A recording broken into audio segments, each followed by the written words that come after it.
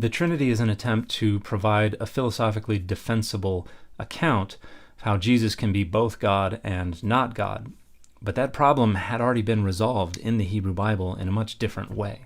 Hey everybody, I'm Dan McClellan. I'm a scholar of the Bible and religion, and today's fit is the main man.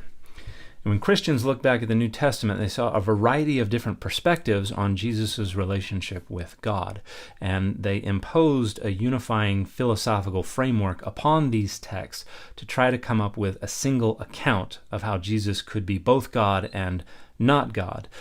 However, the different perspectives were not really that philosophically informed, and they were not unified. And so that is imposing unity upon disunity. And again, the Hebrew Bible had already resolved this issue with the angel of the Lord, who's represented as both God and not God. And I know a lot of people are going to say, well, the angel of the Lord is Jesus. And that is a later dogma that has problems of its own, but that doesn't address the fact that the Hebrew Bible also already resolves how the angel of the Lord could be both God and not God. And we see this representation in stories like Hagar in Genesis 16 and Abraham in Genesis 22 and Moses in Exodus 3 and Gideon in Judges 6 and Manoach and his wife in Judges 13, where the narrative and the characters go back and forth between referring to some entity as either God or Adonai, or the angel of God or the angel of Adonai.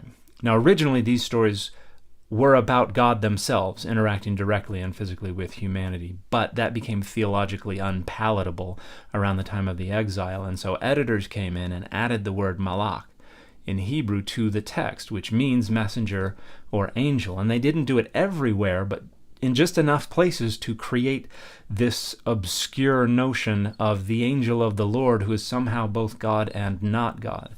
And the explanation of how that can be is found in Exodus 23, where we have God telling the Israelites, look, I'm sending an angel before you to guard you on the way. Don't disobey him, don't tick him off, because he will not forgive your sins, because my name is in him. And this statement, he will not forgive your sins, is word for word precisely what we find stated about God as the jealous God in Joshua 24. He will not forgive your sins. The Hebrew is identical. And so what's going on in Exodus 23 is we're attributing this thing that is stated only about the jealous God to the angel of the Lord, and then saying, how can it be that the angel can do what only God is supposed to be able to do?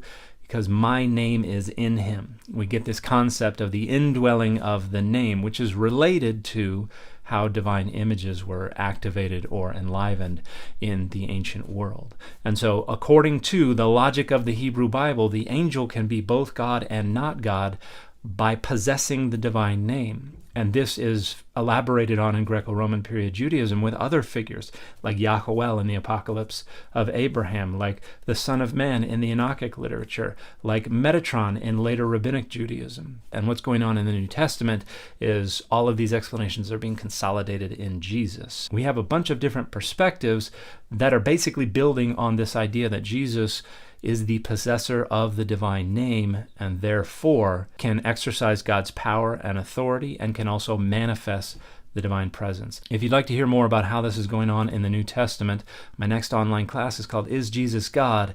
The Christologies of the New Testament, and it will take place on Sunday, March 24th from 6 to 7:30 p.m. Mountain Time. Going to do about a 1-hour presentation followed by about 30 minutes of a live Q&A. Everybody who registers will get a Zoom link the day before, and then we'll get access to the recording of the class the day after. And you don't have to attend. If you can't make the live recording, you can still register, and you will still get access to the recording the next day. As usual, registration is on a pay-what-you-like basis. If you'd like to join us for $1, you're more than welcome to join us for $1.